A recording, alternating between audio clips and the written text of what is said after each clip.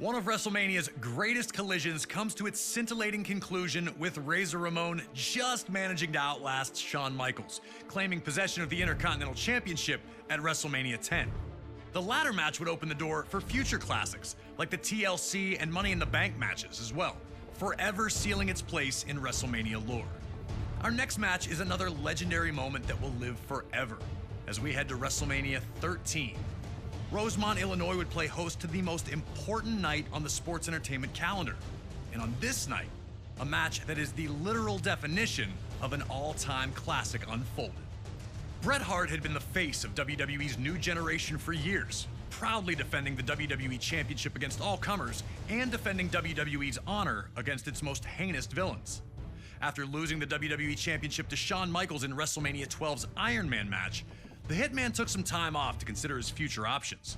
When he returned, roughly 6 months later, there were drastic changes to the landscape of WWE's universe. Top among those was the rise of Stone Cold Steve Austin.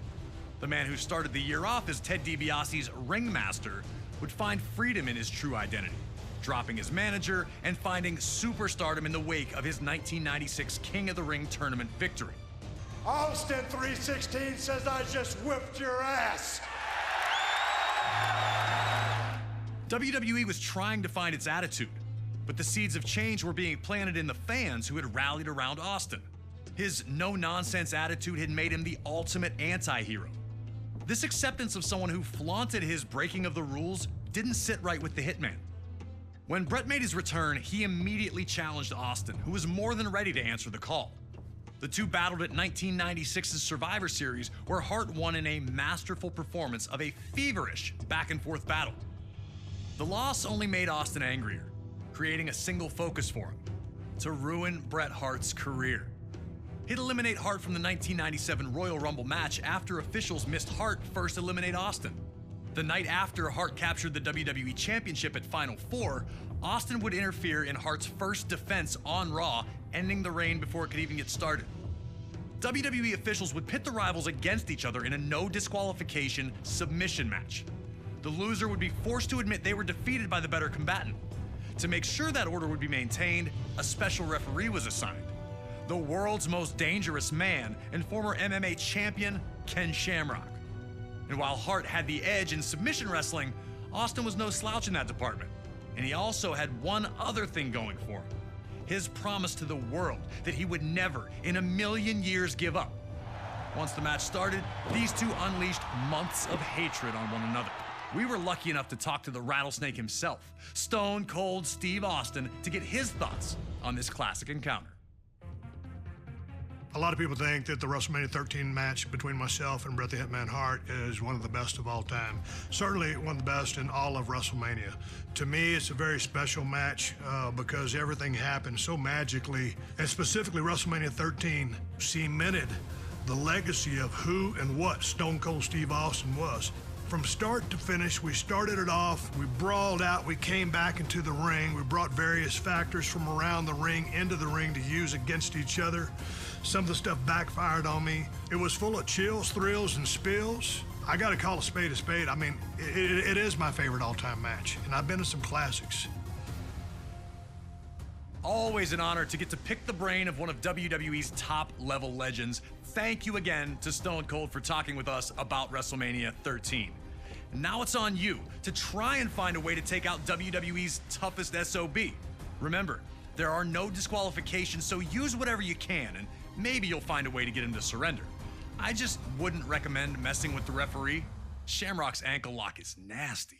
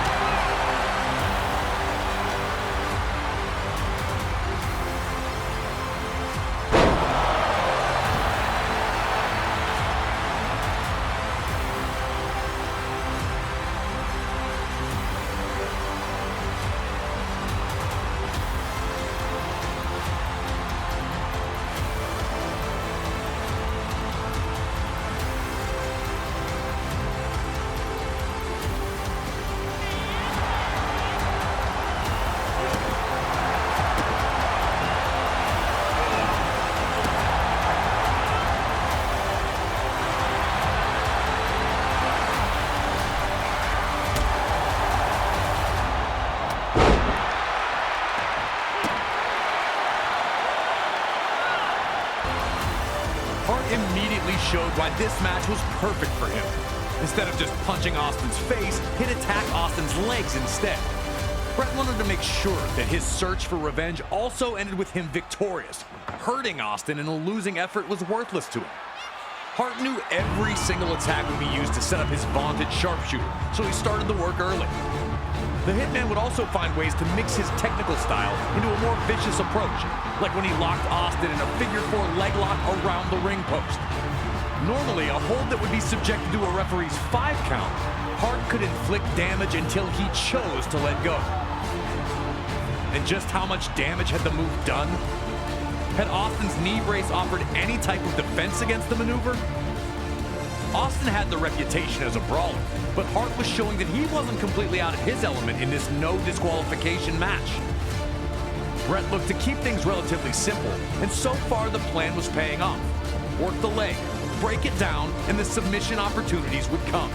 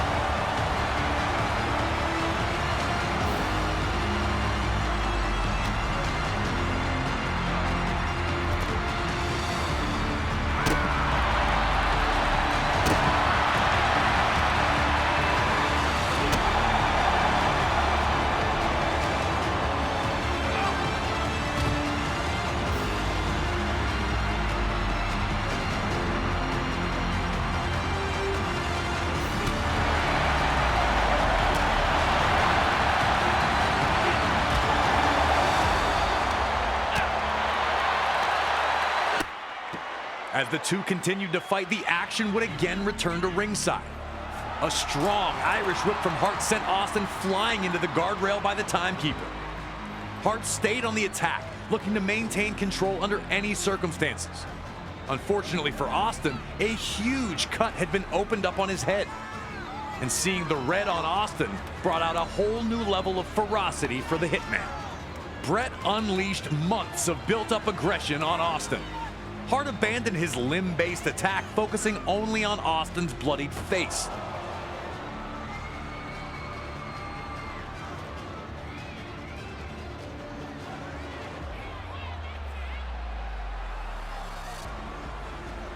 Austin looked to be in very, very bad shape now, all from an innocent Irish whip. It was now Austin's time to prove that he was everything that he said he was. Did Austin have the fight in him to keep going? Would he look for a way out now that Hart had him badly hurt?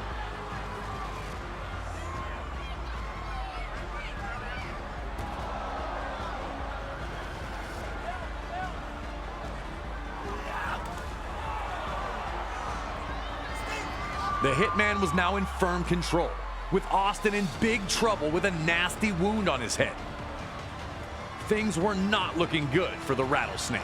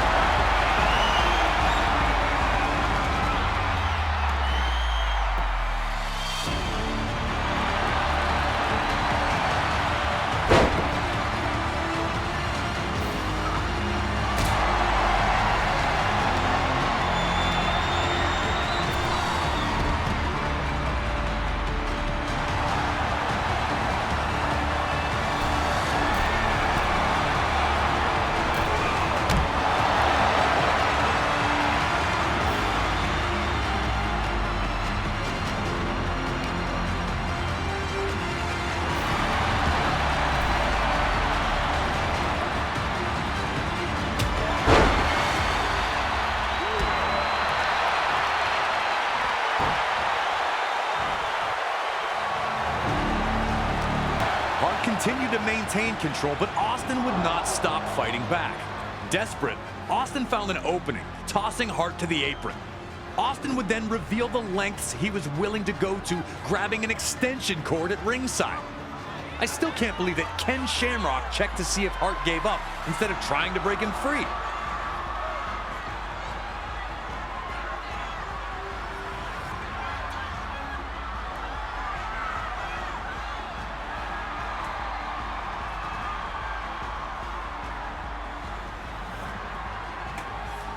Just when it looked like Austin was finding daylight, the resourceful hitman clobbered him with the ring bell. Austin had already looked like he was nearly finished. The fans, who had steadily grown louder in favor of Austin, tried to rally the rattlesnake back to his feet one more time. Cut bad and now down again. Was there anything left in Stone Cold Steve Austin?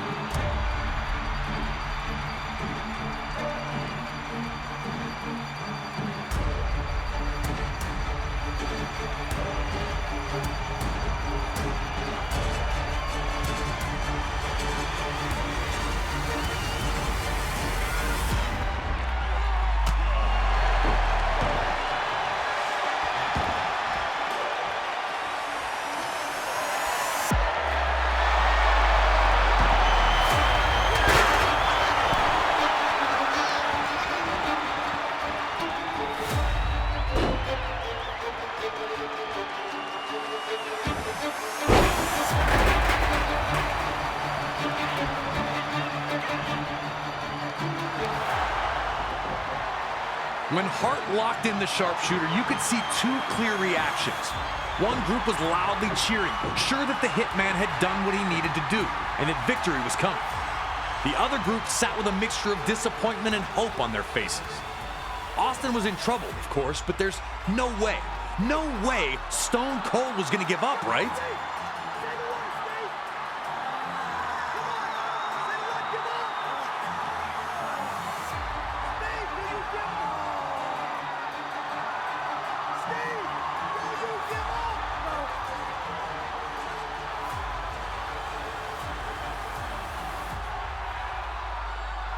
Bret continued to pull back, remembering all the things Austin had said.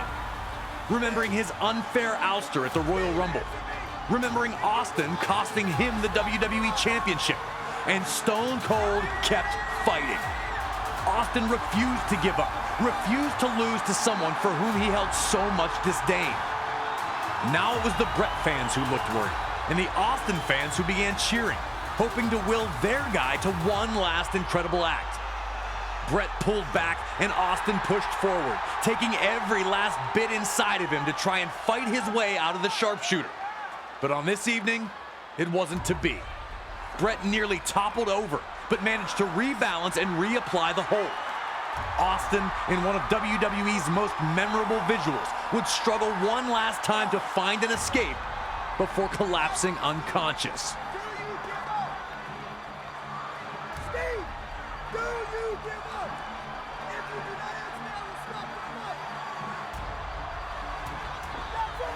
Special referee Ken Shamrock would call the match here, as Austin was no longer able to defend himself. Yes, Stone Cold lost, but he lived up to his word and he never gave up.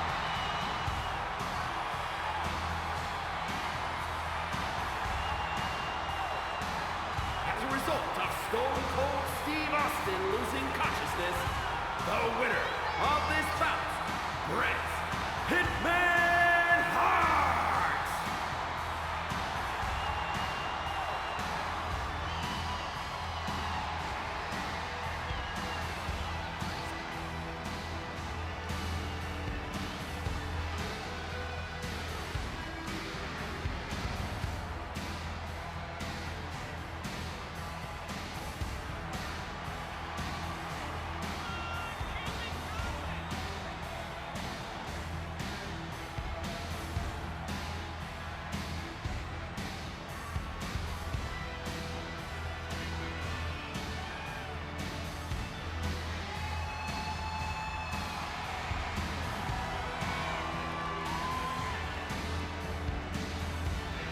Hart was happy with the win, but he still took the opportunity to attack Austin after the match, which only served to alienate whatever fans still cheered for Bret. Even in victory, Hart refused to be the better man, which was disappointing to the millions who had supported him. But for Hart, all that mattered was the victory. He'd proven that he was better than Stone Cold Steve Austin, which is all he cared about. And Stone Cold had, while trapped in the Sharpshooter, won over an entire fan base with his fight until the very end. It's one of the greatest matches in WWE history, featuring two of the very best to ever compete in a WWE ring.